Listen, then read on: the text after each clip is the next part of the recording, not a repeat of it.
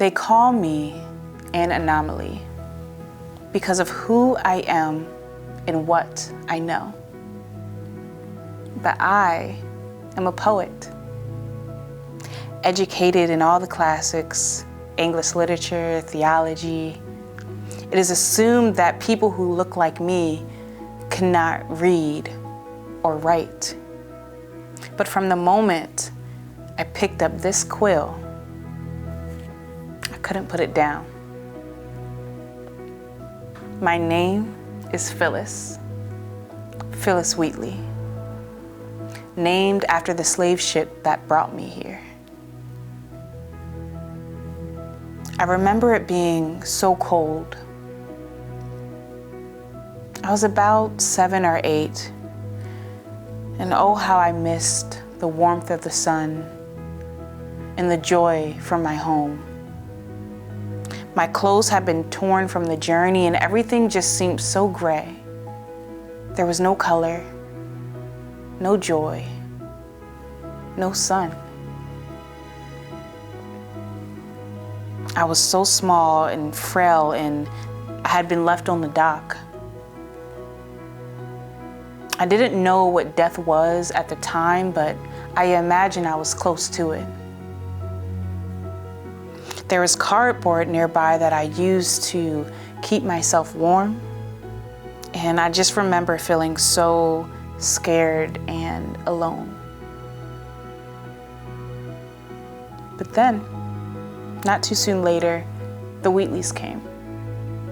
Originally, they were looking for a slave as a servant that was much older, but when they saw me, they picked me. And you know, sometimes I wonder why they chose me. I was, again, so small and frail and weak. I was in poor health. But I learned later that they had a daughter around my age, and I guess maybe there was a part of me that reminded them of her. But nonetheless, with this quill, I carved a place for myself in this world. I would walk the halls of the Wheatleys' home and I would see all these weird and odd symbols on the walls and on things that I learned were called books. I didn't know what any of it meant, but I was curious to know. So I took some chalk and I began to write on the walls, everything that I saw. The walls were like a blank canvas to me. And I figured I can create my own symbols too. One day, Miss Wheatley caught me writing on the walls, and instead of punishment, she gave me an education. Her daughter is actually the one who taught me how to read and write. But the first book I ever learned how to read was the Holy Bible. The story of Joseph is my favorite. I also learned about some of the greats of my time too, like Alexander Pope and Thomas Gray.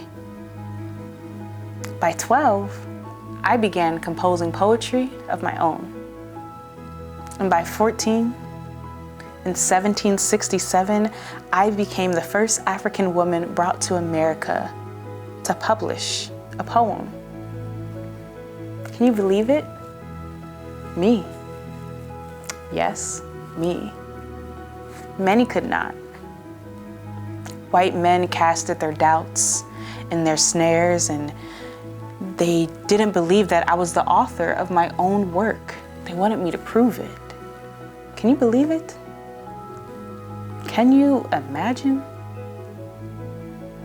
So, I stood before them and I recited these words. "'Twas mercy that brought me from my pagan land, that taught my benighted soul to understand that there is a God, that there is a Savior too. Once I redemption neither sought nor knew. Some view our sable race with a scornful eye. Their color is a diabolic eye. Remember, Christians, Negroes dark as Cain, may be refined and join the angelic train. Do you hear the contradiction? Redemption, mercy. They stole me from my home in the name of God and dared to call it kindness. But still, my God has been so kind to me. He blessed me with this extraordinary mind. One of my favorite lines that I've ever written is wisdom is higher than a fool can reach. Do fools even understand the power of imagination? I pity them. All I do is imagine.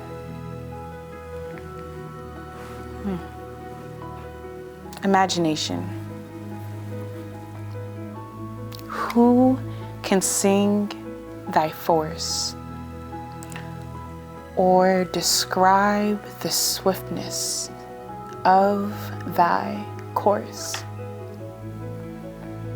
Soaring through the air to find the bright abode, thy imperial palace of the thundering God. Why, we on thy pinions can surpass the wind and leave the rolling universe behind. Although they called me wise for my age, I will be forever young, 31.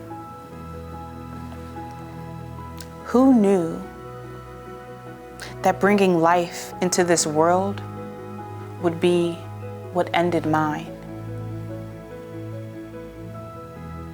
I'm buried in an unmarked grave, and after all I achieved, the accolades, I'm a pioneer. Yet this was my fate. But still, I'd call my life a wonder. And my words has given life to thousands. Paul Laurence Dunbar, Langston Hughes, Toni Morrison, Alice Walker, Maya Angelou, and maybe now, even you. Yes, you. I've written over 100 poems, and now you know my name too. Is that an anomaly? Imagine that.